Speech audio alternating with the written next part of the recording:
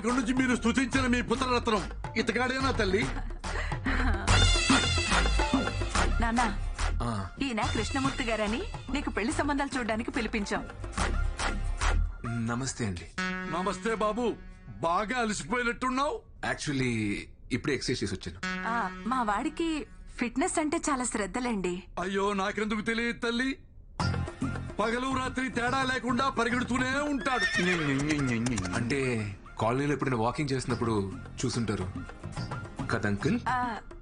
అన్నట్టు జాతకం చూశారు కదా బాబుది, చాలా మంచిది. అవునమ్మా, బుధుడు ఈ బెడ్రూమ్ లో ఉంటే గురుడు 2 వీధుల అవతల పెంట్ హౌస్ లో ఉంటాడు. అన్ని అలా కలిసి వస్తాయి బాబుకి. మీరేం మాట్లాడుతున్నారో నాకు అర్థం కావట్లేదు. పోనీ ఇంకోసారి చెప్పరా తల్లి? అంకుల్ నాకు మొత్తం అర్థమైంది.